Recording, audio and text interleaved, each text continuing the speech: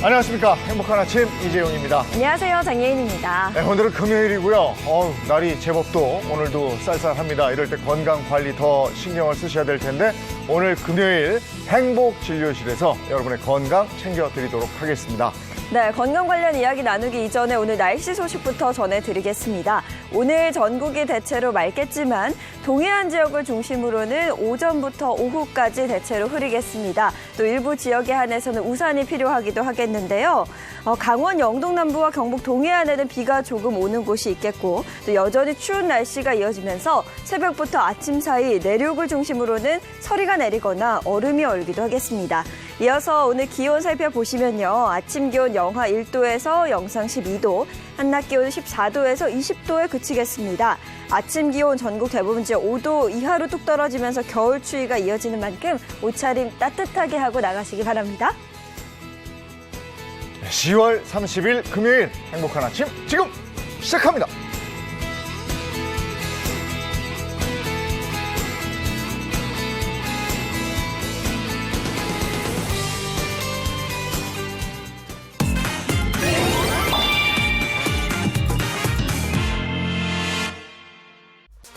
세계 무예 마스터십 위원회가 세계 유일의 무예 컨벤션인 2020 WMC 컨벤션을 개최했습니다.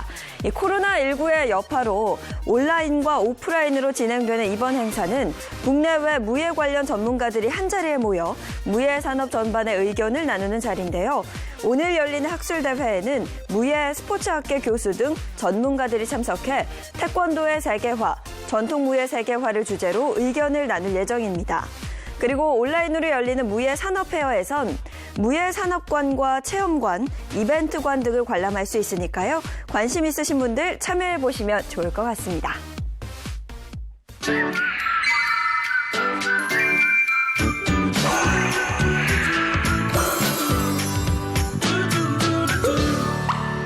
네, 여러분의 건강을 책임지는 금요일 행복진료실 문을 열겠습니다. 네, 행복진료실에서는 여러분이 진짜 궁금해하시는 점들을 모아서 속 시원하게 답해드리고 있는데요. 오늘은 어떤 내용일지 기대가 됩니다. 네, 행복진료실 주치의 선생님들을 소개해드리겠습니다. 장민욱 신경과 교수, 모사원 한의사입니다. 어서 오세요. 네, 안녕하세요. 반갑습니다. 네, 또 차연한 식품생명공학 박사 그리고 이보은 요리연구가입니다. 어서 오세요. 네, 네, 안녕하세요. 어서 오세요. 야, 벌써 10월의 마지막 날. 네? 이제 내일이지, 내일. 네, 엄밀히 네. 얘기하면. 네, 그러나 내일은 이제 주말이기 때문에 오늘이 어떻게 보면 10월의 마지막 날이 되는데 네. 달력도 2장밖에 안 남았고. 그렇죠. 네. 그러면 이때 딱 언제나 떠오르는 노래가 있잖아요. 지금도 기억하고 있어요. 감미로워요. 10월의 마지막 밤을. 약간 처진다. 네. 갑자기 끝모를 슬퍼지네요. 이야기만 남긴 네. 잘 저도 지내고 이 노래 있지. 아유. 너무 좋아하는데 네. 차 박사님이 너무 좀 구슬프게 불러주셔서 네. 저희 의사들은요 이 노래 들으면 이거 또 가을에 우울증 환자 많아지겠구나. 특히 또 제가 돌봐드리는 뇌졸중 환자분들 가을 지나면서 겨울 추워지면 이 우울증에 빠지시는 분들 굉장히 많거든요. 생각을 해보니까 저도 이제 50줄 들어오니까 어떤 느낌이냐면 갱년기 때문에 우울하죠. 네. 낙엽지니까 우울하죠. 그다음에 코로나 때문에 이거 언제 끝날지 몰라서 지쳐서 우울하죠.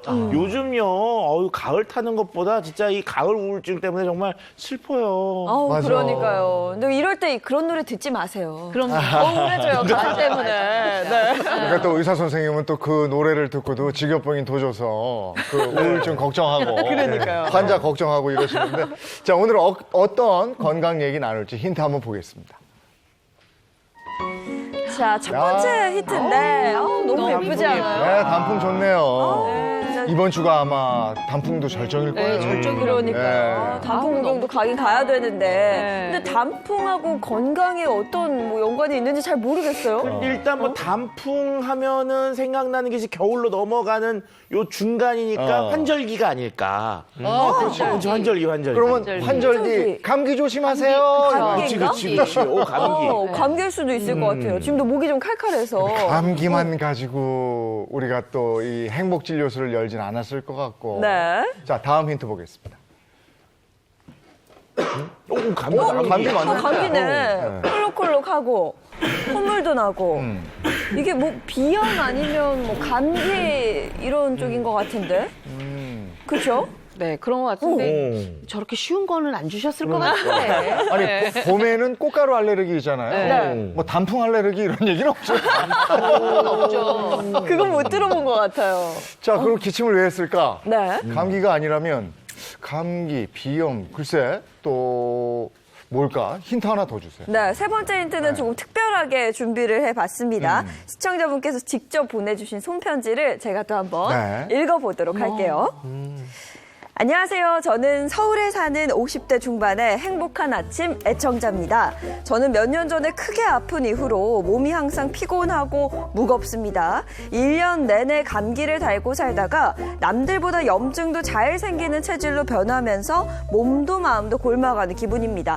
어디 한 군데가 딱 아프다 짚을 수는 없는데 항상 골골골하고 사는데요. 병원에 가기도 애매해요. 선생님들, 저는 어떻게 하면 좋을까요? 라고 사연을 또 보내주셨습니다. 아니, 주변에 제 또래 분들 중에 이런 분들 많아요. 어디 뭔가 문제가 있어. 네. 그리고 골골하고 자꾸 계절 바뀔 때마다 뭐 감기 증상에 뭐에 다 와. 네. 근데 딱히 또 병원에 가면 뭐라고 딱 부러진 진단명이 안 나와요.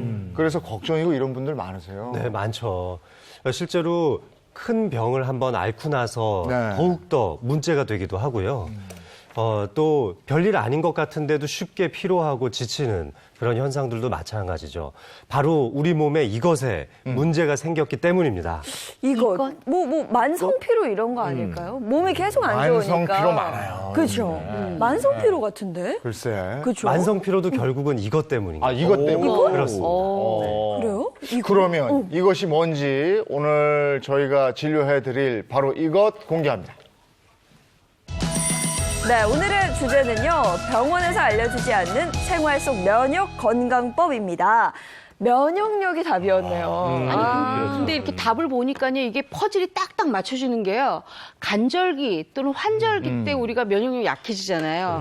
그리고 사연자분 보시니까 계속 이제 기침도 하시고 콜록콜록 하는데 이게 감기 기운도 있는 것 같고 이렇게 맞춰보니까 면역력이 떨어질 때 이런 증상이 일어나잖아요. 맞아요. 네. 네, 맞습니다. 우리 몸의 이 건강을 지키기 위해서는 이 면역력을 지켜주셔야 하는데요. 근데 이 면역력이라는 거는 뭐 갑자기 확 좋아졌다가 또 갑자기 확 나빠졌다가 이런 게 결코 아니거든요. 그렇기 때문에 평소에 이 건강관리, 면역력 관리에 힘써 주셔야 합니다. 네. 그래서 이 면역력이요, 실제로 신이 주신 선물이라고 하거든요. 그러니까 우리 몸을 지키는 방패, 이 신의 선물 같은 존재인데 이거를 지키기 위해서 필요한 게 뭐냐? 잘 먹고 잘 자고 이 두 가지를 해야 되는데 이게 쉽지가 않다는 거죠. 자, 이렇게 해서 면역력이 떨어지면 어떻게 되느냐? 시작은 감기부터 시작해가지고요, 끝은 암까지도 올 수 있기 때문에 아이고. 이 환절기와 같은 이런 시점에 면역력을 지키는 건 매우 필요합니다. 중요하죠. 특히 만성 질환을 앓고 계시는 분들이나 또 65세 이상의 노년층에 해당하시는 분들은 특히 면역력 관리에 조심을 하셔야 되는데요. 방금 차 박사님 말씀하신 대로 감기에서 시작하지만 폐렴이나 또 A형 간염이나 아니면 더 나아가서 뇌수막염까지 발생할 수 있는 게 바로 우리 면역력 저하에 의한 현상들이거든요. 특히 65세 이상인 경우에는 폐렴에 의한 치사율이 68배나 높아질 정도로 이 치사율 1위에 해당하는 그런 질병이기도 합니다. 가벼운 감기지만 내 몸의 면역력이 떨어져 있으면은 폐렴까지도 갈 수 있고 심지어는 사망할 수도 있다고 생각하면은 정말 면역력 관리가 중요하다고 할 수 있습니다. 아니 그러니까 예전에는요 정말 감기 걸리는 횟수가 1년에 손가락 꼽을 정도로 얼마 안 됐었거든요. 근데 요새는 꼭 이렇게 간절기 되면 목 아프고 또 이렇게 면역력 떨어져서 꼭 감기가 와요. 이런 여러 가지들도 다 면역력이 떨어져서 생기는 것들이죠. 네, 맞습니다. 우리 면역력. 일단 요 글자를 좀 풀어서 보면 이 역병에 뭐 대항하는 힘이다 이거거든요. 그러니까 우리 감기라는 건 결국에 외부에서 들어오는 항원이 바이러스에 의해서 오는 것들이잖아요. 면역력이 떨어지면 이 바이러스를 이길 수 있는 힘이 떨어지는 거예요. 그렇기 때문에 선생님도 자꾸 이렇게 감기에 걸리게 되시는 거고, 또 우리 요즘에는 감기라든가 이런 독감 증상이 무서운 게 코로나19 때문에 혹시라도 내가 코로나19가 아닐까 걱정이 많이 되시잖아요. 이 근본적인 해결책은 바로 면역력을 높여주시는 겁니다. 면역력을 높이려면 가장 중요한 것이 아까도 말씀하셨습니다만 잘 먹고 잘 자고 내 몸이 소통이 잘 되고 이런 건데 현대인들은 살다 보면 이게 그렇게 만만한 일은 아니다. 이 일상이 만만하지 않다 이래요. 네, 네. 그렇다면 면역력을 쑥쑥 올리는 비법 네. 확실히 오늘 있는 거죠. 아, 그렇죠. 바로 숫자 10을 기억하시면 됩니다. 10이요? 네, 숫자 10이요. 10을 기억해요? 네, 맞습니다. 그래서 저희들이 오늘 열 건강 열. 건강법을 준비했죠. 와우. 네. 오늘 사실 주제가 병원에서도 알려주지 않는 생활 속 면역 비법에 대한 얘기잖아요. 네. 그래서 저희 건강 주치의들이 오늘 열 건강법에 대해서 준비해봤습니다. 네. 장 선생님 먼저 시작해 주시는 거예요? 네, 맞습니다. 일단은 뭐 제가 먼저 시작해 볼 거고요. 일단 간단하게 할 수 있는 체조 동작 가지고도 얘기를 좀 해볼 건데요. 네. 우리 몸은 사실 면역력의 공장이라고 할 수 있는 곳들이 있죠. 근데 날씨가 추워지고 야외 활동량도 줄어들고요. 운동량도 갑자기 떨어지다 보면은 내 몸에 있는 활력도 많이 줄어들게 됩니다. 간단한 동작만으로도 손쉽게 면역력을 깨우칠 수 있게 바로 열. 그래서 10번만 스텝을 밟으면 면역력이 확 올라갈 수 있는 비법을 준비했습니다. 10번 스텝을 밟아요. 탭을 네. 밟아요. 스텝을 그렇죠. 밟는 그, 거예요? 저, 예전에 이마룡 씨가 이 다이아몬드 스텝 있었죠. 이렇게 하던 거 그거 하면 되는 거예요? 네, 맞습니다. 어. 네. 그래서 이 간단하게는 운동마다 효과가 굉장히 다르게 나타날 수가 있는데 우리는 흔히 운동하면은 고강도의 운동을 하려고 노력을 하잖아요. 네. 네. 그런데 항상 강한 운동을 했을 때보다는 저강도나 중강도 운동을 했을 때 훨씬 더 면역력 증강이 많아진다는 연구 결과가 있습니다. 예를 들어서 고강도 운동을 했을 때에는 상대적으로 교감신경계 활성화가 너무 심해지기 때문에 오히려 혈압도 많이 올라가고 그것 때문에 면역력이 저하되고 혈관 건강에도 좋지 않다는 보고들이 있습니다. 이 그래프에 보시는 것처럼 저강도에서 시작하면서 중강도 정도에서 운동을 마무리하시는 것이 사실 가장 이상적으로 면역력을 올릴 수 있는 방법이기도 하고요. 네. 그래서 몸에 크게 부담되지 않는 수준에서 운동을 할 수 있는 스텝. 오늘 10번의 스텝을 밟는 방법을 제가 알려드릴 거예요. 근데 날이 차가워지니까 아무래도 좀 운동을 좀 강하게 하면은 이 관절, 삭신 이런 데가 정말 오래 쑤셔요. 근데 이게 강도가 약해도 면역력 올릴 수 있다니까 요게 이제 요 한절기에 제일 좋은 운동이 아닌가 생각이 드네요. 아니 그리고 더더군다나 저처럼 운동하기 전혀 싫어하는 사람은 딱 10번만 움직이면 10번. 되겠죠. 10번 스텝이니까 이거 얼마나 좋아요. 그렇죠. 이거는 꼭 제운동법 같아요. 간단하죠. 네, 10번 제가 또 스텝. 춤추는 거 아시죠? 네, 취미가 좀 댄스인데 네. 그래서 스텝을 매번 밟아서 그런지 제가 좀 건강하다는 생각이 들어요. 자, 10번이에요. 10번 스텝을 밟아서 면역력을 올릴 수 있는 방법 제안해 드립니다. 직접 한번 배워보죠. 네. 앞으로 좀 한번 보시겠습니다. 같이 해보실까요? 스텝 좀 밟는 제가 좀 나가볼게요. 화이팅! 자, 앞에 저희가 동그라미가 그려져 있는 판을 준비했는데요. 먼저 제가 시범을 보이면서 설명을 드리겠습니다. 네. 먼저 제가 신발을 벗고요. 저희가 이 5개의 점을 찍어놨는데요. 가운데 점에 서서 집에서는 그냥 이런 점이 있다고 상상만 해주셔도 좋을 것 같습니다. 해서 한 번씩 발을 옮겨가면서 스텝을 밟는 연습을 하시는데요. 자, 먼저 첫 번째 스텝은 가운데 중심에 서서 자, 두 번째 스텝은 오른쪽 발을 대각선 앞쪽으로 뻗어주시는데요. 이때 이 골반이나 어깨가 많이 흔들리지 않는 범위 내에서 아주 안정적인 자세에서 딱 하고 짚어주시면 되겠습니다. 그리고 다시 원위치 하시고 왼쪽 발도 대각선 앞쪽으로 네, 눌러주시고 다시 원위치 하세요. 이번에 다시 오른쪽 발을 뒤쪽으로요. 네, 이렇게 해서 양발을 번갈아 가면서 앞뒤쪽으로 움직여주는데요.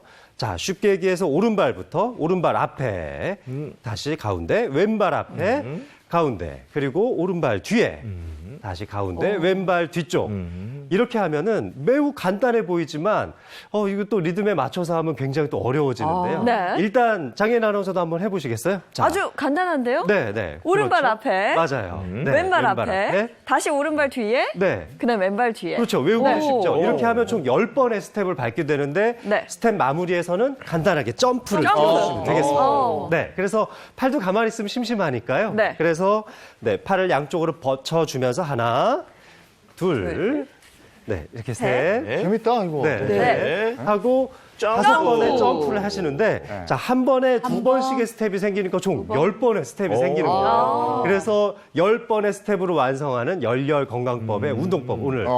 자, 그러면 이제 동작을 좀 외우셨을 테니까 네. 음악에 맞춰서 한번 해볼까요? 네. 네. 자, 음악 주세요. 셋, 넷, 하나. 자, 하나, 둘, 셋, 좋습니다. 넷, 점프. 점프. 하나, 둘, 좋아요. 셋, 넷, 점프. 점프. 하나, 둘, 셋, 넷, 점프. 자, 하나, 이렇게 둘, 대각선 방향으로 셋, 앞뒤로 넷, 이동을 하시면서 점프. 네, 하나, 총 한 10번 정도씩 반복을 해주시면 되겠는데요. 점프. 점프. 와우. 자, 벌써 저희가 5번째 재밌네. 스텝을 밟고 있어요. 자, 10번째 스텝. 어때요? 너무 생각보다 네, 정말 신나죠? 점프. 와우. 하나, 둘, 좋습니다. 셋, 넷, 네, 점프. 점프. 벌써 이제 아유, 오늘 제법 되겠는데. 네. 네. 점프. 점프. 와우. 이게 굉장히 강도가 높지도 않으면서 네. 생각보다 심폐 운동을 많이 할 수 있는 운동법이에요. 어떠세요? 자, 아주 간단하지만 이 10번의 스텝을 통해서 심폐 능력도 강화시켜주고 또 신나게 할 수 있는 운동입니다. 네. 막 숨이 차고요, 지금. 네, 그렇죠. 저는 막 헬스장 다니거나 막 네. 뛰는 것만 운동인 줄 알았는데 노래 들으면서 이렇게 가볍게 하는데 막 네. 에너지가 별거 올라오네요. 아닌 네. 운동인 것 같아도 굉장한 유산소 운동을 할 수 있고요. 또 나의 체력에 맞춰가지고 조금은 강도를 낮추실 수도 있어요. 예를 들면 다소 템포가 좀 느리는 음악에 맞춰서 하시면 되잖아요. 네. 그러면 저강도나 중강도 운동을 충분히 하실 수 있습니다. 네. 그러네요. 아주 네. 간단하면서 맞습니다. 재밌네요. 네. 네. 그리고 네. 균형 장애가 있으신 분들은 좀 위험하실 수 있으니까요. 이게 골반이나 허벅지 쪽에 힘을 많이 준 상태에서 천천히 움직이는 방식으로 운동을 하시면 더욱더 도움이 될 것 같습니다. 알겠습니다. 네, 감사합니다. 네. 이게 간단한 것 같아요. 숨이 막 차고 아니 힘들어. 그리고 네. 본인의 체력이나 운동 그 환경에 맞춰서 조절을 할 수 있을 것 같아요. 네, 이제 지금도 기억하고 있어요. 쳐져. 어디 지금도 기억하고 있어요. 이걸 아니죠? 재밌겠네요. 재밌네요. 이거 너무 느려요. 주의할 점은 뭐 없습니까? 일단은 어깨나 골반이 많이 흐트러지지 않도록 하시는 게 좋을 것 같습니다. 그래야 균형 장애에도 도움이 되고 특히 하체나 코어 쪽의 힘에 집중하는 데도 도움이 될 수 있거든요. 네. 그래서 골반이 뒤틀리거나 어깨가 뒤틀리지 않도록 천천히 연습해 주시면 좋겠습니다. 예, 이거 뭐 집에서 실내에서 간단하게 할 수 있고 같이 하면 더 재밌을 것 같아요. 네. 이 운동 한번 해보셔서 면역력 쑥쑥 올리시기 바라고요. 이렇게 운동을 좀 했으면 또 좀 뭘 먹어야지. 먹고 싶어요. 네. 자, 이번엔 역시 이모 선생님의 네, 비법인가요? 네. 이번에는 제가 알려드릴 건데요. 제가 제안하는 열렬 건강법은요, 바로 10분 만에 뚝딱 만드는 밥상입니다. 그래서 열이군요. 네. 10분 만에. 10분. 네. 10분 만에 뚝딱 맞는다. 야, 네. 10분 만에 어떤 요리가 나올까요? 보은의 밥상임.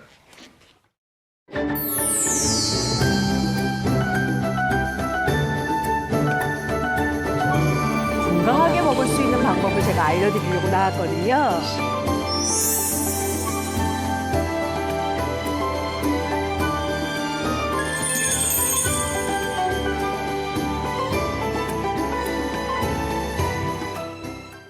네, 10분에 오케이 면역력을 높이는 네. 보은의 밥상 어떤 겁니까? 네, 요새 면역력을 높이는 재료가 있는데요. 네. 바로 지금이 딱 제철입니다. 어떤 걸까요? 지금이 제철이다. 지금이 제철인데 면역력을 높여준다. 네. 뭐지? 가을에 뭐지? 이제 어디서 나는 거? 뭐 산에서 나죠. 산. 산에서 나죠. 어. 산에서 나면 알지. 이제 밤이 나올 계절이죠. 밤. 밤, 그렇죠. 배추 면역력 이런 것들이 좋아요. 나오죠. 위에 있어요? 밑에 있어요? 밤은 위에 있잖아. 그렇죠. 밑에 있어요. 어디 있어요? 찡. 뭐요? 재용. 네. 이건 맞춰야 돼. 뭐죠? 이젠 더 이상 갈 곳이 없어. 맞습니다. 버섯입니다. 자, 이거 보세요. 버섯입니다. 요거. 보이시죠? 이렇게 팽이 모든 듯한 버섯인데요. 네. 지금 사실 우리가 버섯 그러면 버섯은 요새 365일 다 나오잖아 하시잖아요. 요새는 하우스 재배도 조금씩 하시고 계시기 때문에 네. 365일 다 나오긴 하지만 지금 딱 가을 햇살에 나오는 이 버섯이야말로 면역력을 쓱 올려주는 아주 맛있는 식재료라고 할 수 있거든요. 여기서 질문 나갑니다. 퀴즈 나가는데 그럼 가을 햇살 이렇게 쫙 받은 버섯이 우리 몸 면역력을 쭉쭉쭉 올려주는 핵심적인 영양소가 있어요. 네. 그게 뭘까요? 본 비타민 D.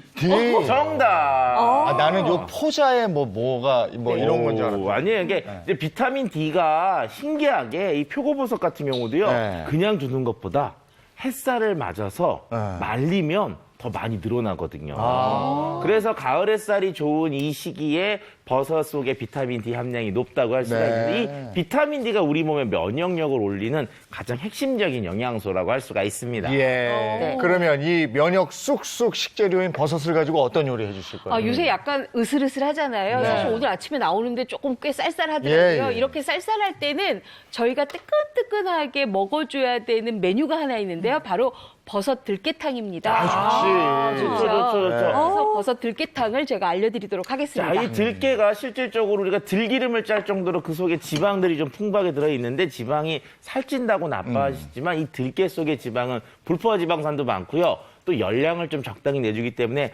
으슬으슬하게 추워지는 이때 면역력을 올리면 또 에너지도 필요하거든요. 이럴 때 이 들깨가 굉장히 좋은 식재료라고 할 수가 있습니다. 궁합을 잘 맞히셨어요. 예. 근데 오늘 버섯은요, 제가 지금 어머님들이 많이 쓰는 일반적인 버섯 준비를 했는데요. 느타리 버섯, 표고버섯, 팽이버섯 준비를 했습니다. 근데 만약에 새송이 버섯이 집에 있다 그러면 그거 넣으셔도 괜찮아요. 일단 표고버섯은요, 제가 아까 비타민 D 말씀하셨잖아요. 일부러 말린 표고버섯을 준비를 했는데 이 말린 표고버섯을 불려야 되잖아요. 깨끗하게 안쪽에 갑부 위에 있는 먼지를 조금 씻어내고 난 다음에 찬물에 담가놓고 30분 정도 우려내시면 이렇게 버섯 우린물이 만들어집니다. 이 버섯 우린물 가지고 저희가 밑국물을 쓸 거고요. 그럼 거기서 나온 버섯 가지고 이렇게 썰어주세요.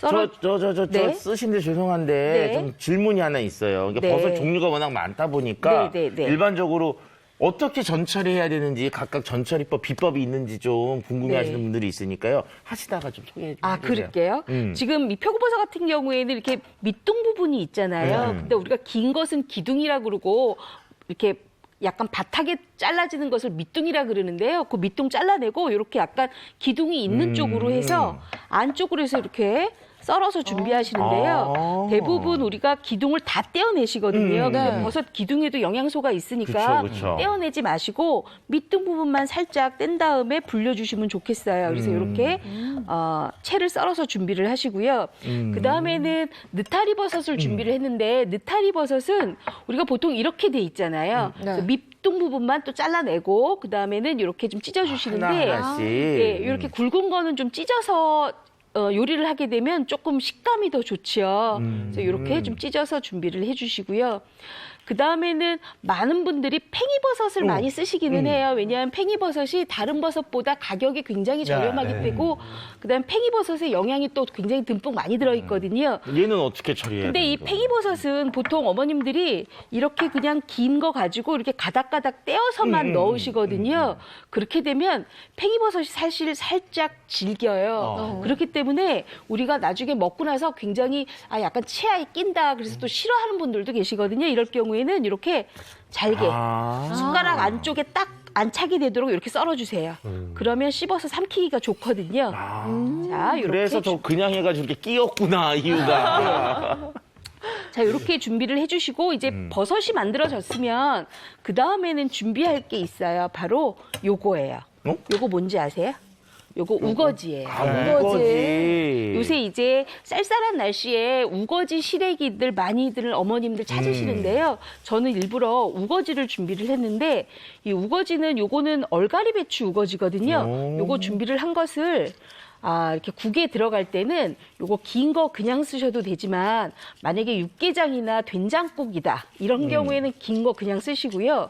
오늘처럼 버섯이 주재료고 들깨가 들어간다 이럴 경우에는 요 우거지를 이렇게 쫑쫑쫑 잘게 좀 썰어주세요. 잠깐만요. 여기서 네. 여쭤볼게. 우거지가 원래 살짝 말린 거잖아요. 네. 이렇게까지 어떻게 만들어야 돼요? 요거는요, 예. 말려놓은 거라기보다는, 얼갈이 배추 삶아서 만든 우거지거든요. 근데 어머님들 요새 배추, 김치 많이 담으실 때, 배추의 겉잎 우거지를 삶아서 이렇게 바깥에다가 널어놓고, 그 다음에 이제 쓰시기도 하잖아요. 네. 그럴 경우에는 삶을 때 쌀뜨물에다가 삶으시면 되는데, 바로 헹궈 놓지 마시고, 쌀뜨물 삶은 후에 불을 끄고 30분 정도 그냥 두세요. 그러면 뜸을 들이는 거거든요. 그렇게 뜸을 들이면 훨씬 더 부드럽게 만들어지거든요, 우거지가. 그래서 뜸 들이는 방법을 쓰시면 가장 좋아요. 자, 이렇게 우거지가 만들어졌으면 요거를 그냥 두는 게 아니라 요게 지금 된장이거든요. 저희 집 집된장이에요. 요거를 조물조물 묻혀주세요.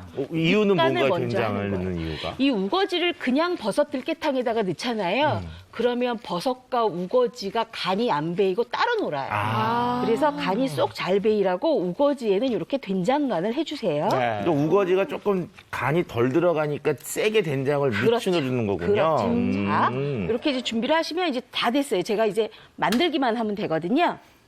자, 불을 좀 세게 켜놓고요. 오늘은 저 뭐 일 안 시키시네요. 네, 이거 없어요. 요게 지금 마른 새우예요. 네. 마른 새우는 냉장고 속 냉동실 안에 있던 거니까 바깥으로 꺼내서 요거 살짝 마른 팬에 한번 볶아주세요. 네. 볶는데 요거를 왜 볶냐면요. 이렇게 볶아야 요 새우에 그 진한 감칠맛이 우러나고요. 그래야 더 맛있거든요. 그래서 볶은 것을 이렇게 준비를 해주시고요. 뭐 거기 기름 같은 건 두를 필요가 없나요? 이제 혹시 넣을 그냥? 거예요. 자, 그 다음에는 요게 지금 들기름이에요. 우리가 들깨 가루를 넣기 때문에 참기름보다는 들기름으로 궁합을 맞추는 게 좋거든요. 그래서 들기름 이렇게 둘러주고요. 네. 또 뭐 그다음에 드릴까요? 요, 만지지 마세요. 국간장을 쏟을 뻔했어요. 간장 넣고요. 그다음에 여기 마늘 넣고요. 왜 부엌에 들어가면 꼭 그런 소리 들어. 그러니까. 그다음에 요거 아까 표고버섯 있었잖아요. 네. 표고버섯을 이렇게 넣어주세요. 이렇게 혹시 버섯 하면 넣는 순서도 있나요? 네, 표고버섯이 훨씬 더 국물 맛을 많이 일어나게 하거든요. 그래서 표고버섯을 이렇게 먼저 볶아줘요. 순서가 표고버섯 볶는 게 표고버섯? 가장 먼저예요. 그다음에 느타리 버섯 느타리. 다리버섯. 같이 이렇게 볶고요. 네. 그래도 10분 내에 끝내야 되니까 넣는 순서가 이렇게 뭐 이렇게 이렇게 중간중간 텀이 그렇진 길진 않아요. 않네요. 네. 이렇게 볶아주고요. 그 다음에는 아까 우리 팽이버섯 있었죠? 네. 팽이버섯 넣어주세요. 그냥 저렇게 먹어도 맛있겠는데요. 그러니까요. 네. 그래도 이게 순서를 지켜줘야 요리가 훨씬 더 감칠맛도 생기면서 저는 요리가 약간 좀 품위가 있었으면 좋겠어요. 품위가 좀 생기거든요. 그리고 제가 봤더니 순서를 좀 보니까 옆에서 봤을 때 좀 덩어리가 큰 버섯부터 네. 이제 이렇게 넣는 순서신 것 같아요. 네. 제법 옆에 서 계시더니 좀 아세요. 자, 그 다음에는 제가 아까 표고버섯 우려놓은 물이 있다 그랬잖아요. 그쵸. 그 물로 밑국물을 삶는 거예요. 요것도 제가 봤을 때 오늘 이보은 선생님의 팁 중에 하나인 게 네. 우리가 버섯은 감칠맛을 주로 내는 그 재료인데요. 이게 한번 이렇게 우려내면은 처음 우려낼 때 그 성분이 제일 많아요. 그래서 저걸 그냥 버리시면은 낼 수 있는 감칠맛 중에 상당 부분을 없애고 넣는 거기 때문에 이렇게 우려낸 물을 이용해 주시는 게 훨씬 맛있습니다. 자, 이렇게 해서 이제 우리는데요. 그냥 우리지 마시고 뭘 넣느냐. 제가 아까 우거지 된장에다 이렇게 묻혀놨잖아요. 네. 요거를 같이 넣고. 그거를? 예, 끓이세요. 아, 진짜 맛있을 것 같아요. 아, 벌써 향이 올라오네. 네, 네. 고소한 향이 나요. 이렇게 네. 같이 넣고 끓이는데 제가 만약에 해물이나 아니면 고기 종류가 있으면 지금 뚜껑을 안 닫지만 지금 다 버섯하고 우거지밖에 없잖아요. 그러니까 이렇게 뚜껑을 덮고 끓여주세요. 어느 정도 끓이냐 하면 지금부터 끓기 시작하면 보통 한 10분에서 15분 정도 푹 끓이잖아요. 그러면 네. 우거지에서 맛이 우러날 뿐만 아니라 버섯에 있는 그 감칠맛까지 다 우러나거든요. 15분 끓여놓은 게 바로 여기 있어요. 아니, 지금까지 보면 세상 간단해요. 뭐 뚜껑을 열었다가 나중에 닫고 이런 것도 그냥 네. 닫고 끓이면 되니까. 맞아요. 자, 보세요. 여기 보세요. 어때요? 우거지랑 버섯이랑 아까 새우 넣었던 거가 네. 다 어우러져서 굉장히 맛있게 만들어지고 있죠. 제가 자, 봐- 이제는 여기에다가 해야 될 게 있어요. 바로 뭘 해야 되냐면요. 아까 제가 들깨를 이렇게 준비를 해놨습니다. 이 들깨는 거피를 내서 빻아놓은 들깨 가루예요. 그래서 들깨 가루 집어넣고요. 들깨가루. 아까 제가 눈치가 빠르신 분은 아마 눈치 남기셨어요. 채셨을 거예요. 이걸 좀 남겨놨어요. 맞아요. 왜냐하면 요 가루를 그냥 넣잖아요. 그럼 가루가 이렇게 둥둥둥 떠다녀요. 그렇죠. 그래서 한쪽에는 가루가 있고 한쪽에는 그냥 물만 있게 되거든요. 그렇게 하지 마시고 이렇게 물을 넣고 그쵸, 섞으세요. 요거를 이제 전문 용어로는 조질이라고 하거든요. 네. 성질을 약간 조정해 준다. 그러니까 말라 있는 상황에서 물로 들어가게 되면은 익숙하지 않으니까 이렇게 이제 물을 한번 먹여 준 다음에 넣게 되면 잘 섞이게 되는 거죠. 자, 이렇게 해서 이제 넣어주세요. 그러면 완전히 들깨가 반죽이 다 됐기 때문에 굉장히 들깨 향이 아주 좋은데요. 제가 왜 들깨를 처음부터 안 넣고 나중에 넣는지 궁금하지 않으세요? 그거 궁금해요. 왜냐면 궁금하시죠? 처음부터 하면 더 많이 우러나지 않나요? 에이, 그거는 지금 차윤환 교수님이 요리를 몰라서 그래요. 왜냐하면 이렇게 처음부터 넣게 되면 들깨 향이 없어져요. 그렇기 때문에 처음 말고 나중에 다 우러나고 난 다음에 들깨를 넣어주면 훨씬 더 들깨 향이 많이 우러날 뿐만 아니라 이 끓이는 안에 있는 버섯이라든지 우거지 내용물이 완전하게 많이 영양 성분이 우러나거든요. 그래서 이렇게 만들어 놓고요. 이제 여기에다가 대파 넣고 그다음에 아까 거기 소금 있거든요. 네, 소금이요. 네. 소금으로 이제 간을 맞춰 주시면 되겠어요. 제가 지금 옆에서 봤을 때 딱 느끼는 감정은 아까 넣었던 재료들이 다 살아 있어요. 뭉개지거나 이렇게 부셔진 게 없고요. 그래서 어떻게 보면 이게 참 맛있겠다라는 생각이 막 들고 있습니다. 그러면 이제 옆에 서 계신 분이 해야 될 일이 하나 있어요. 그쵸. 김이 간을 상정해야죠. 한번 봐주셔야 돼요. 이게 제일 지금 중요한 제가 거예요. 네. 소금을 2분의 1 큰술 정도 넣었거든요.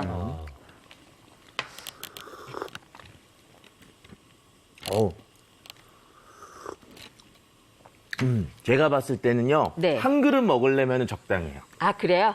그러면 저희는 오늘 5그릇이니까 네.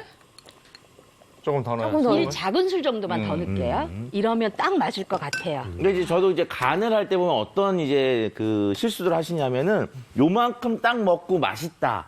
이러면 이게 이만큼 먹으면 너무 짜거든요. 그래서 요만큼 먹을 땐 좀 심심한 느낌이 있어야 이만큼 다 먹었을 때 적당한 느낌이 있어서 처음에 이 첫 간은 조금 살짝 네. 작게 하는 게 이 소금 양을 줄이는 데 도움이 됩니다. 네. 지금 보시면 아까보다 훨씬 더 약간 걸쭉한 느낌이 났잖아요. 왜냐하면 들깨가루를 넣게 되면 아무래도 들깨 성분이 있기 때문에 이렇게 살짝 국 자체가 매끈하면서도 약간 걸쭉한 기운이 있거든요. 요거를 이제 떠 드시면 되는데 이제 다 됐습니다. 네. 잡수시면 돼요. 오. 저 들깨탕을 보면 건강해지는 느낌이에요. 근데 맞아요. 저기에 가을의 진미 버섯이 들어갔으니. 아우, 최고죠. 저는 저기 이번 선생님 여기다 혹시 저 수제비 좋아하는데 수제비 좀 넣어서 먹으면 안 될까요? 제가 밥을 드렸거든요. 밥이랑 잡수세요. 수제비탕도 맛있을 것 같은데. 근데 저게 무슨 뜻인지 아세요? 주는 대로 주는 대로 먹어. 네. 주는 대로 먹을게요. 배달 갈게 주세요. 여기 있습니다. 네, 배달 갑니다. 지금도 막 한 거잖아요. 얼마나 맛있겠어요. 아, 좋지. 아우. 자. 네, 저 먼저 네, 네, 멀리 선생님들 멀리 먼저 갔다 먹고. 오겠습니다. 와, 네, 감사합니다. 네. 여기. 야, 벌써 향이 맛있겠다. 워낙 좋아서. 아니, 진짜 이 계절에 쌀쌀해지는 계절에 네. 이렇게 건강 이렇게 증진시켜주는 것 같은 이런 탕은 아주 좋죠.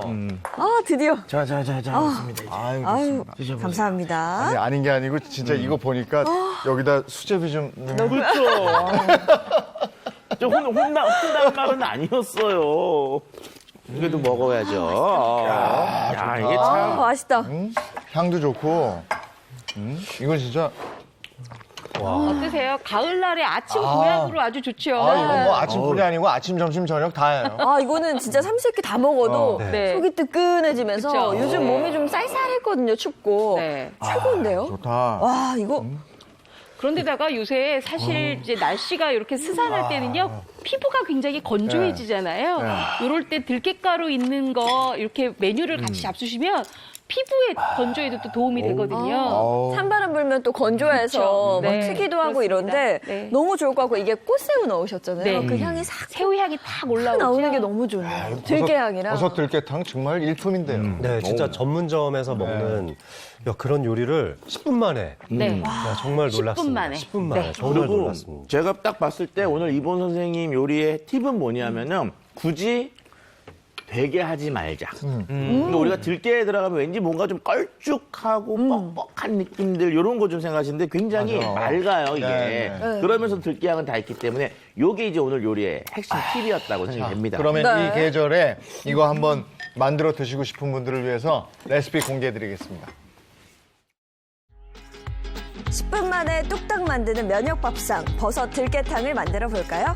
재료는요. 주인공인 버섯 삼형제, 표고버섯과 느타리버섯, 팽이버섯이 필요하고요.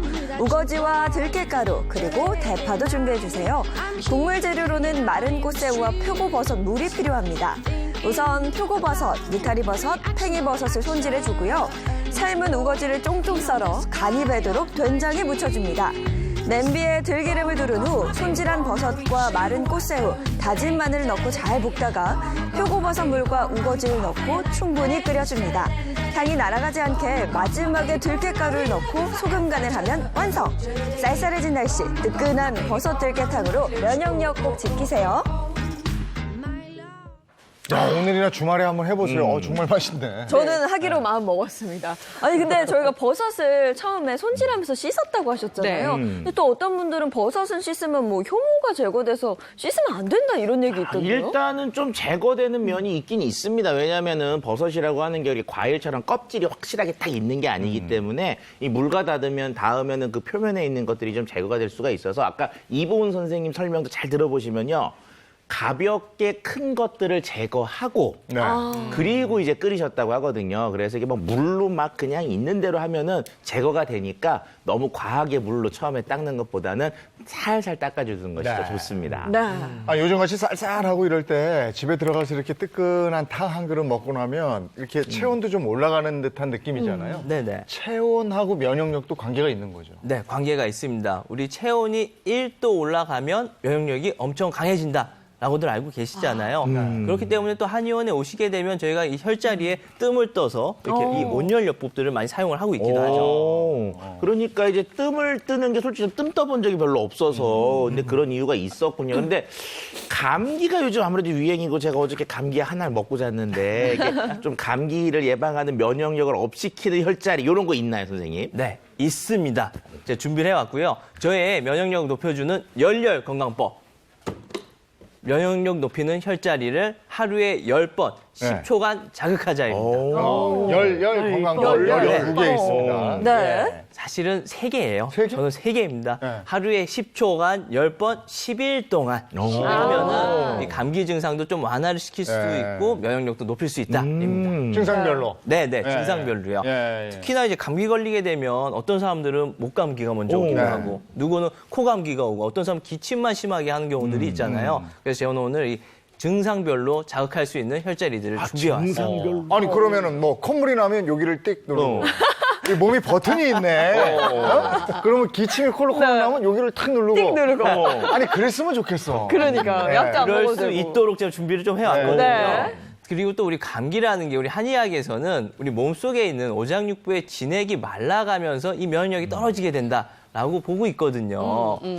진액이 말라. 그래서 우리가 진 빠진다는 소리가 맞아요, 있잖아요. 맞아요. 이게요. 이 진 빠진다는 소리가 바로 그 진액이라는 얘기일까요? 맞아요. 바로 선생님께서 말씀하시는 그 진 빠진다 할 때 네. 진이 바로 그 진액이고요.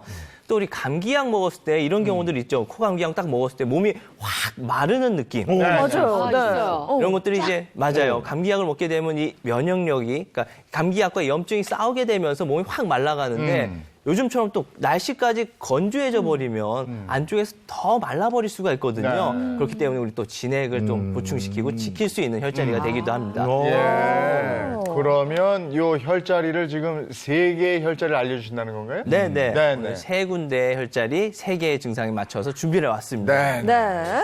자, 면역력을 올려주는 열열 건강법입니다. 3대 감기 증상이죠. 따끔따끔 목 통증 있을 수 있고요. 그 다음에 콜록콜록 기침, 또 으슬으슬한 오한을 완화하는 혈자리를 하나하나 좀 짚어보도록 하겠습니다. 앞으로 나가서 네, 직접 한번 배워보도록 할게요. 네. 사실 저도 항상 환절기에 감기를 달고 살아서 네. 저 같은 경우는 궁금한 게 많은데 뭐 콧물도 궁금하고 목도 저희는 신경 많이 쓰잖아요. 저 혈자리라는 게 우리 몸의 버튼인 것 같아요. 맞아. 네. 교수님 어저께 벌써 하나 감기 한번 먹고 끝났어요. 지금 주 증상이 어떤 건가요? 일단 저는요 목 아프고요. 목 아프시고. 그리고 기침도 좀 나고. 네. 그리고 이제 또 이제 으실으실 좀 몸살기도 몸살기도 있고, 있고요. 이런 거 다 있어요. 대표적인 증상 3가지를 다 가지고 계신데요. 우선 우리 교수님이나 우리 아나운서분들, MC분들처럼 말을 많이 하고 또 얘기를 많이 하시는 분들은 목감기 위주로 또 많이 오게 될 거예요. 감기가 딱 왔을 때 목이 아프기 시작을 한다. 그러면은 첫 번째로 좀 기억해 주셔야 될 게 천돌혈입니다. 천돌혈. 천돌혈. 교수님 오늘은 몸에다가 좀 스티커도 붙이고 해볼게요. 네, 어디에 어디? 그냥 이제 목감기가 오면 목 주위에 있는 혈자리인데요. 이 기관지를 따라서 쭉 내려오시면 이 쇄골과 쇄골 사이에 우리 흉골, 요 가슴뼈랑 딱 여기? 걸리는 자리가 있을 거예요. 쭉 내려와서 움푹 들어가는 자리고 이게 영화나 드라마에서 보면 우리 숨 못 쉴 때 여기 급소 그죠? 같은데 여기. 기관 절개를 해서 이렇게 네, 하는 그 자리예요. 천돌혈이에요. 천돌혈.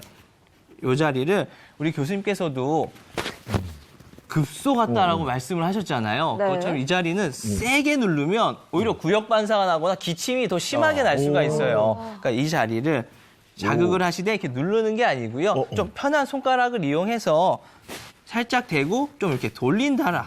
네. 이렇게 좀 돌려서 전혀 달려, 전혀 달려. 맞습니다. 이런 식으로 꾹 누르면 하고 아파요, 넘어오게 아파. 돼요. 네. 살짝 돌려주는 느낌으로 해주시면 돼요.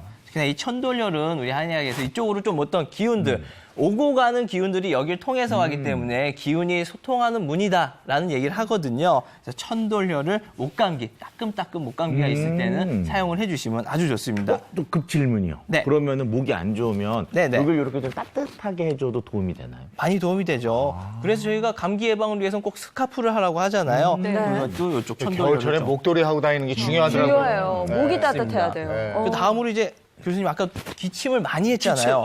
그러니까 기침을 많이 하고 막 컹컹대다 보면 폐가 울리죠. 목이 아프죠. 가슴이 울린다라는 얘기도 많이 하잖아요. 이번에는 전중혈이라고 가슴 쪽에 있는 혈자리예요. 우리 가슴에 보면 이 양쪽 젖꼭지 사이에요. 딱 여기.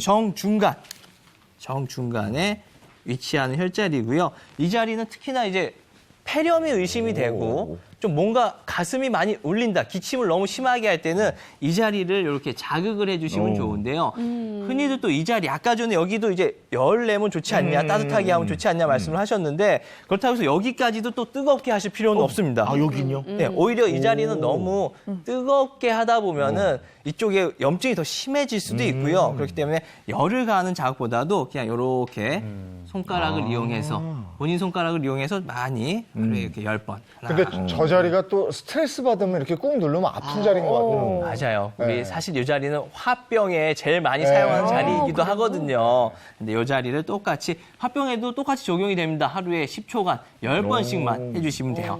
이런 식으로 이 자리도 결코 세게 누르실 필요는 없어요. 사실 여기는 뼈가 있어서 세게 누른다 해도 문제가 되지는 않는데 피부 조직이 약하기 때문에 쉽게 멍이 들 수가 있습니다.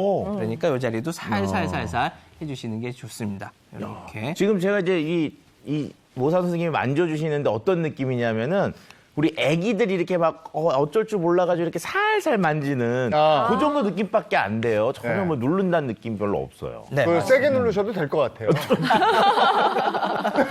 아기가 아니시잖아요. 네. 아, 이 부위 급소라니까요. 급소. 그리고 그리고, 차 박사님 좀 두툼하시니까.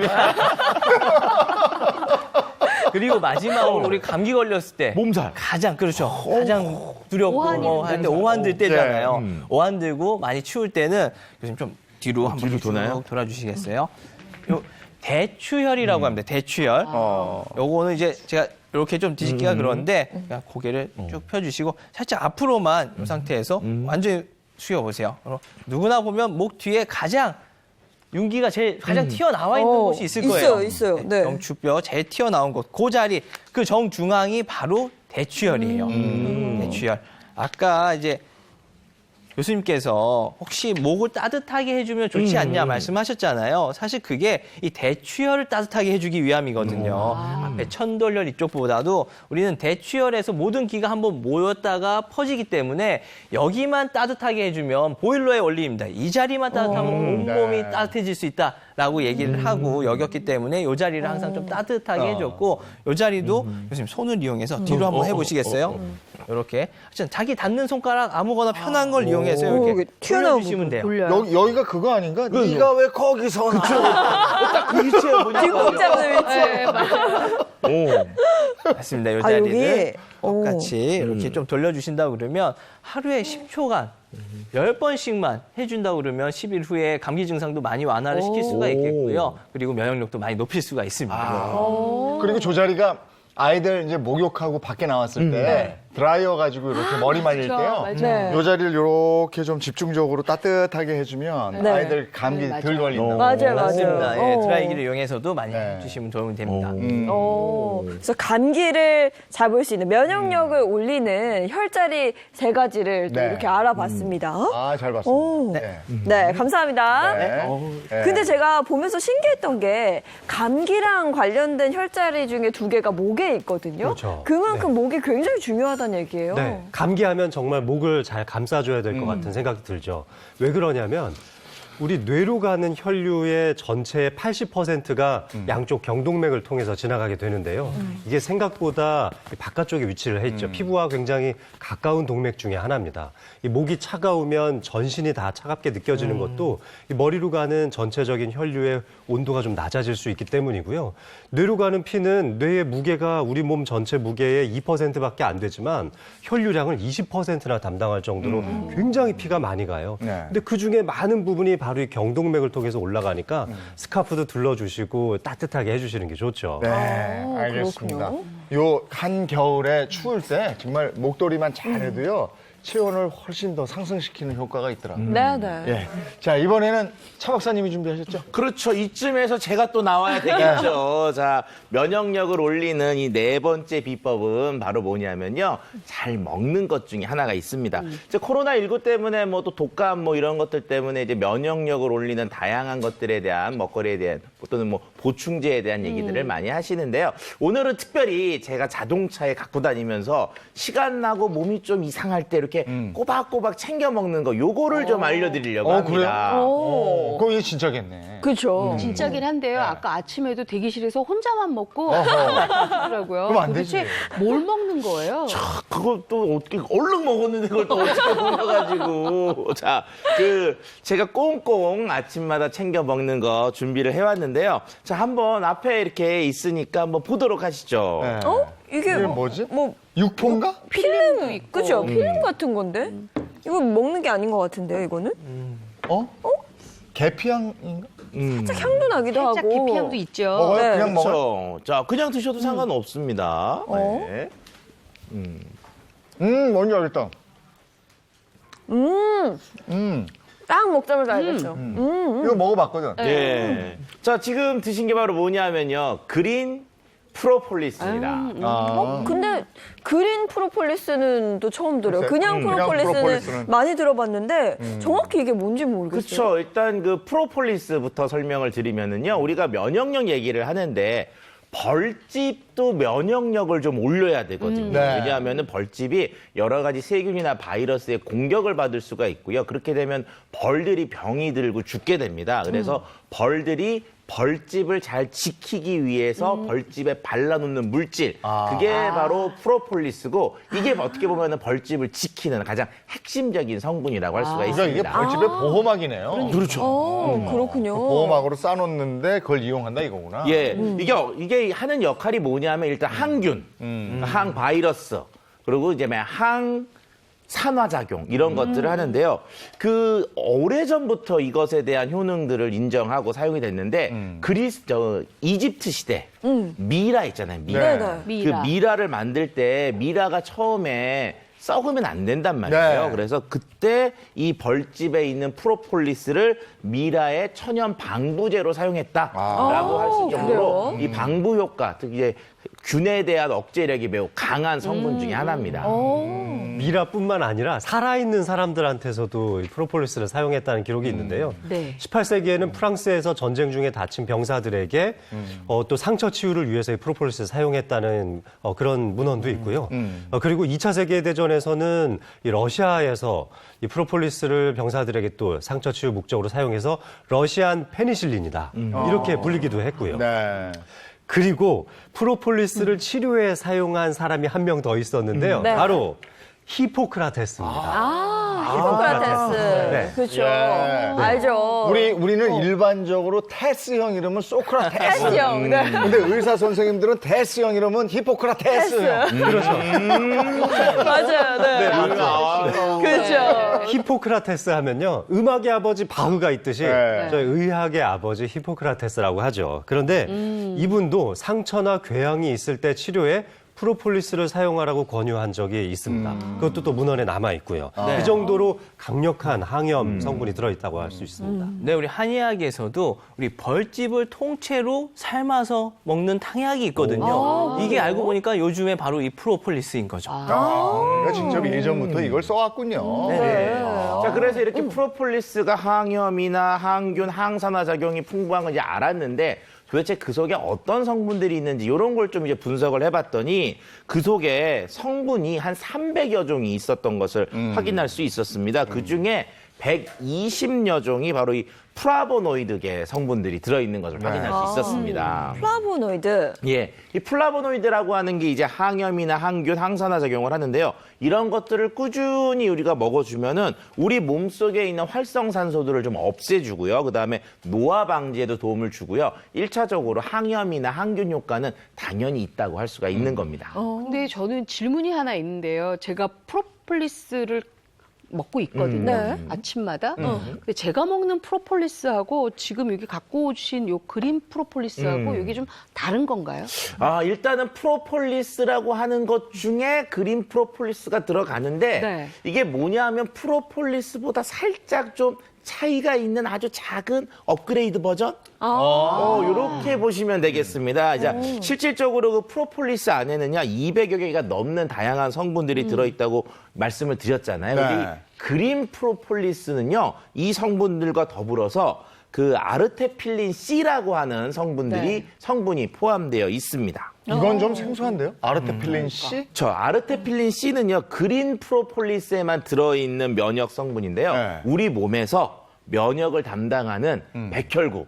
그리고 또 이제 우리 몸에서요, 그 나쁜 애들이 이렇게 탁 쏴서 이렇게 팍 죽이는 거와 같은 그런 역할을 하는 세포가 있죠. 맞습니다. 네. 바로 NK 세포죠. NK 세포. NK 세포. 그 NK 세포가 활성이 돼야지만 결국 우리 몸의 면역력이 올라가는데 이 아르테필린 C가 이 NK 세포의 활성을 돕는 성분으로 알려져 있습니다. 결과적으로 이런 이제 NK 세포가 활성이 확 되니까 우리 몸의 면역력과 더불어서 항염 작용이 올라간다고 할 수가 있는 거죠. 항염이면 염증을 줄여준다 이거잖아요. 근데 저도 이제 건강 프로그램도 하고 이러다 보니까 그 염증하고 우리 건강이 굉장히 밀접돼 있더라고요. 그렇죠. 우리가 이제 뭐 염증 중에서 만성 염증 네. 이게 이제 우리 몸 돌아 다니면서 별의별 곳에 가가지고 참 다양한 나쁜 짓을 다 하는 그리고 다양한 병을 일으키는 핵심 성분 중에 하나인데요.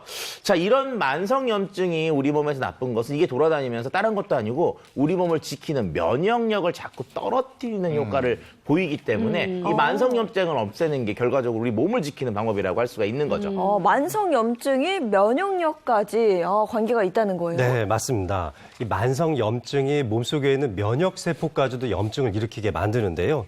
면역력이 떨어지다 보면은 기관지염이나 위염, 그리고 또 췌장염이나 간염 같은 염증성 질환이 일어나게 되고 이런 만성적인 염증성 질환이 생기면은 결국에는 혈관 질환까지도 유발될 수가 있습니다. 나이가 들어서 면역력이 떨어지는 것도 만성 염증과 관련이 있다는 보고가 있습니다. 네.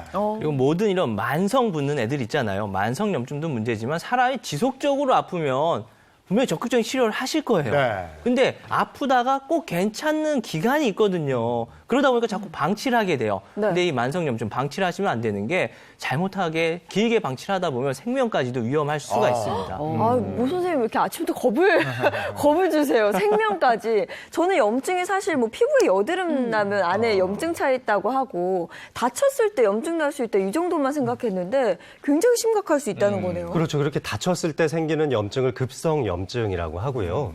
또 혈액 속에 돌아다니면서 생기는 염증 세포들에 의한 그런 염증 반응을 만성염증이라고 하는 겁니다. 네. 이런 만성염증을 그대로 두면은 암까지 진행할 수도 있죠. 글쎄 이게 만성염증에 암으로 진행된다 이런 얘기를 많이 들어서 겁나요. 네, 그렇습니다. 표를 하나 준비했는데요. 한 표를 보시면은 만성염증으로부터 인해서 생길 수 있는 기관지염, 식도염, 그리고 간염이나 췌장염이 폐암이나 식도암, 또 간암이나 췌장암으로 발전될 가능성이 상당히 높습니다. 따라서 염증성 질환이 생기지 않도록 조심해야 되는 겁니다.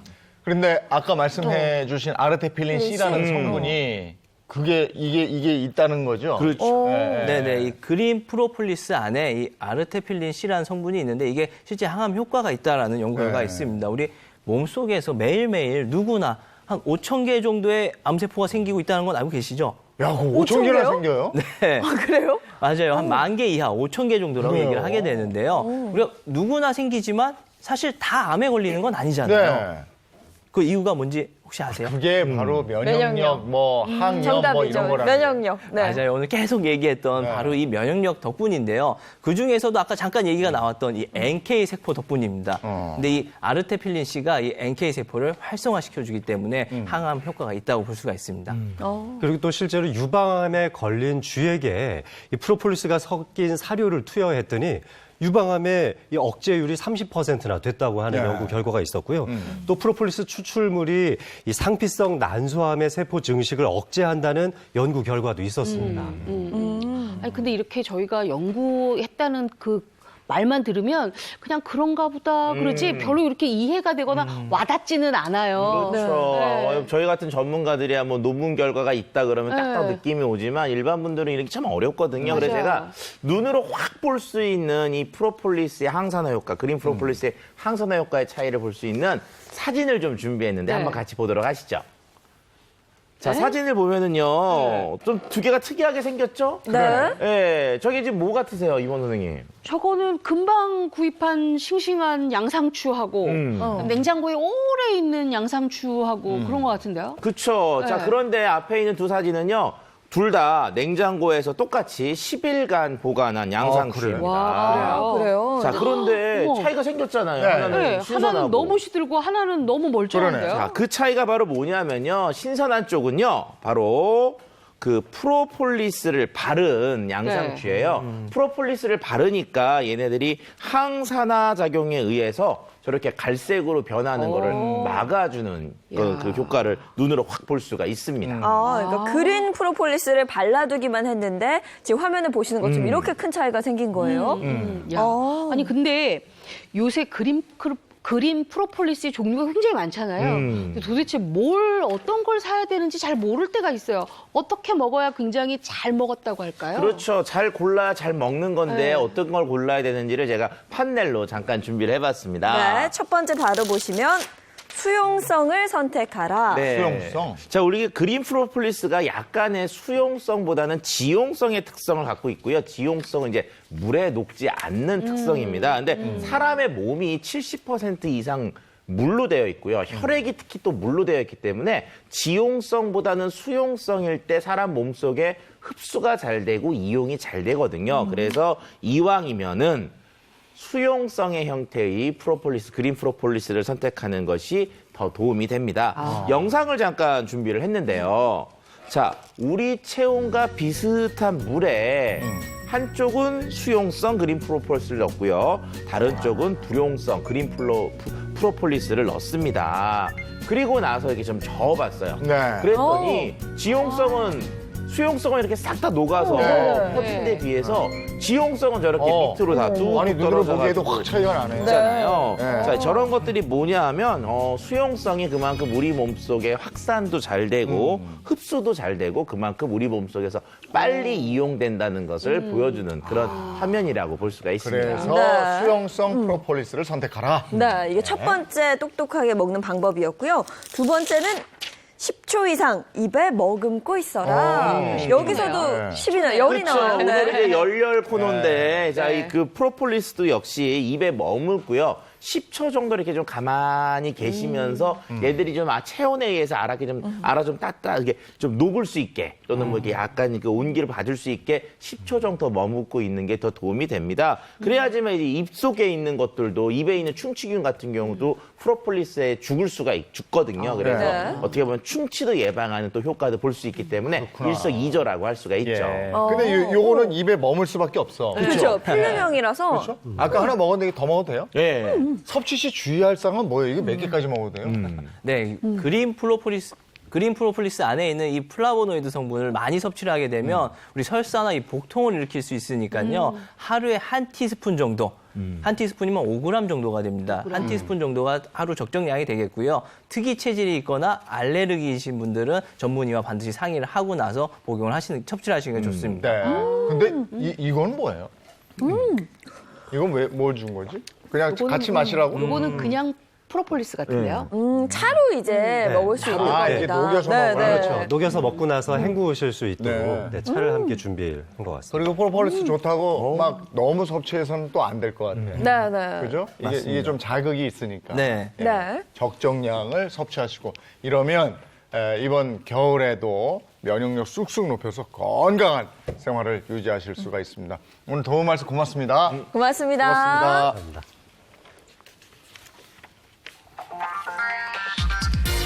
네, 박스오피스 순위 전해드리겠습니다. 5위는 테슬라고요. 4위 소리도 없이, 그리고 3위는 위플래시가 차지했고요. 2위는 담보, 그리고 1위는 삼진그룹 영어 토익반이 차지했습니다. 자, 이제 내일이면 주말이고 영화 한 편 봐야지 하는 분들도 계실 텐데 현재 박스오피스 1, 2위를 달리고 있는 영화 살펴보겠습니다. 박스오피스 1위를 달리고 있는 삼진그룹 영어 토익반입니다. 네. 네, 이거부터 소개해드릴게요. 입사 8년차 여직원 3명, 업무 능력은 베테랑인데 고졸이라는 이유로 늘 말단입니다.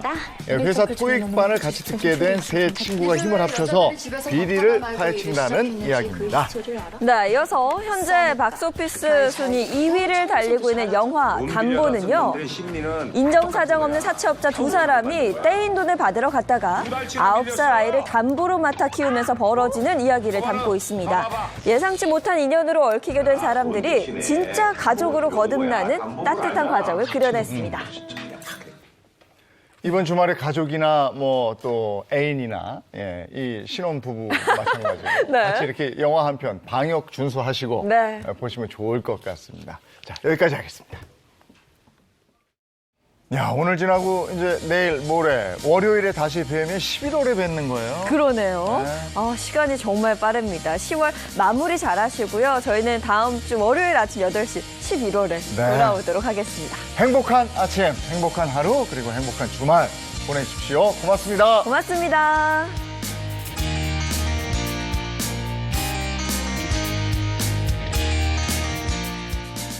채널 A